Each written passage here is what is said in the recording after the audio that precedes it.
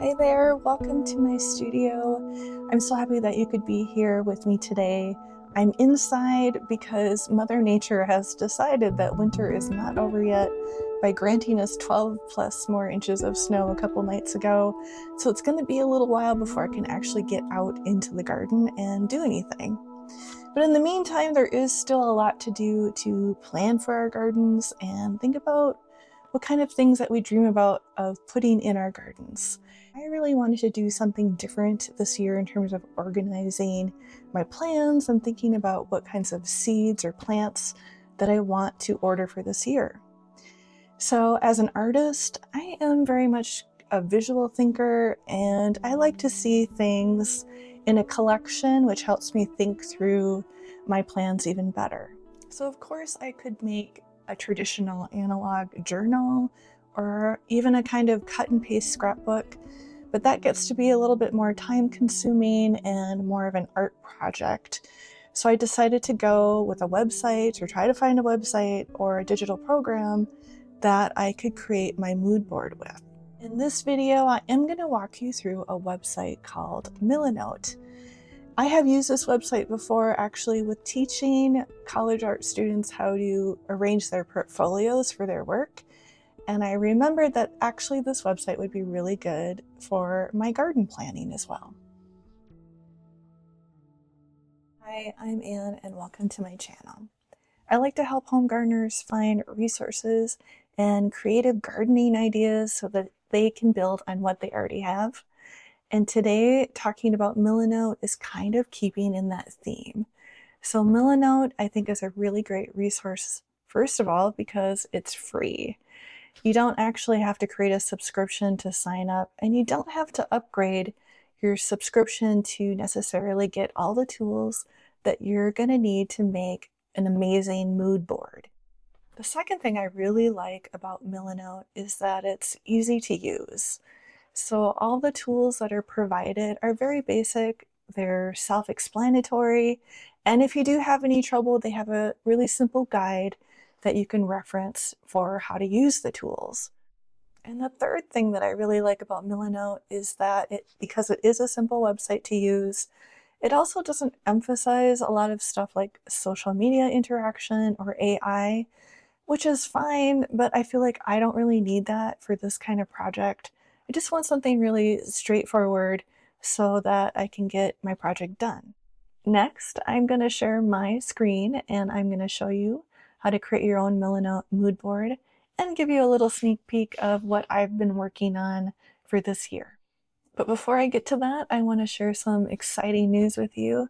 I just started a new Substack newsletter and gardening community called the Gardener's Companion. I left a link in the description if you want to check that out. I would love to see you there.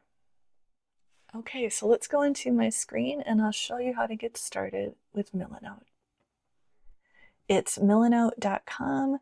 All you have to do is go to the website and just make a quick account and log in and you're ready to go. You can see that what you're presented with right away is a big blank canvas and you have lots of options on the left-hand side. These are all of your tools. You've got your home button up here in the upper left-hand corner if you want to go back to the beginning of your projects and see all of your projects on the board. You can create different boards and different projects all at the same time. And at the top, it has all of the other regular settings and other notes that you may need, guides. If you have a problem, there's a question mark so you can check their guide to figure out how to do something with their tools, etc. So it's really easy to make a new board on Millinote. All you have to do is scroll down to where it says board on the left-hand side and drag it onto your screen and voila, you've got a new board.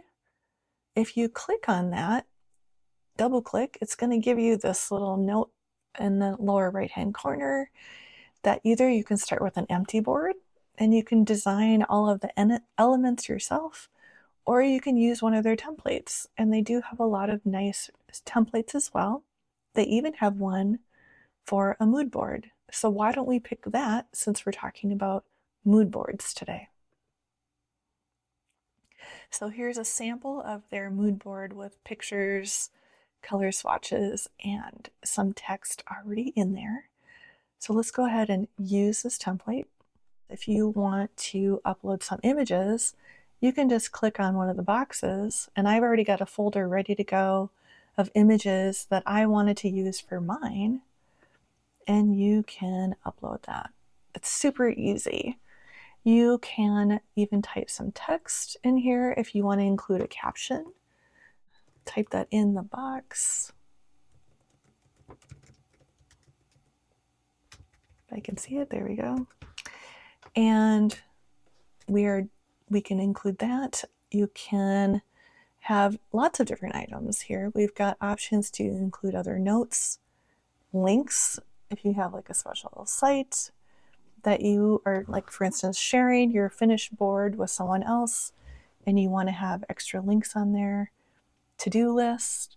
You can have lines connecting different things together to create sort of a mapping situation on your board.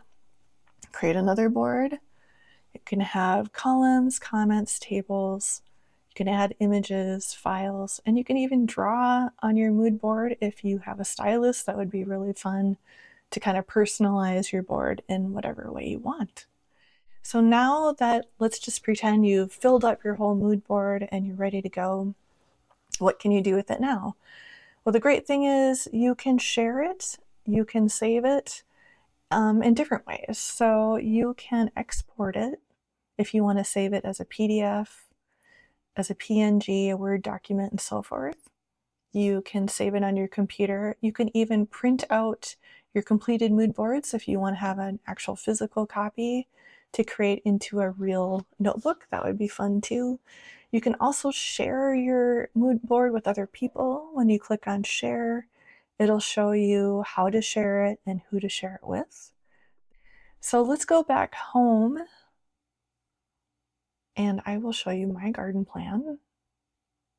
So here it is. This is my garden plan in progress. So I started this before I ordered some of the seeds that I wanted for this year. And as you can see, I've got a variety of items in here. I created a list of plants that I want to get from my garden that I was kind of missing from last year, some aspirational things. I've got a photograph of my garden from last year so I can kind of remember what I had in there before and where I started with my garden. I have different plants and color swatches, different things. Like here I have a note about the color palette that I'm seeking for here, an aspirational title that I want to have transitions with different jewel tones throughout the garden with the flowers and the different foliage color and so forth. So you can make your mood board quite large if you want, and you can also keep adding to it. You can subtract things if you don't like things.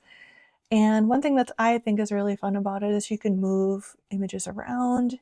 You can create different relationships with the images, which is a fun way to kind of mix and match different photos and different items on your mood board. So for all of you visual thinkers out there, I hope that this video was helpful and you can see how you can use a program like Milanote to create a really great aspirational mood board to help you plan your garden.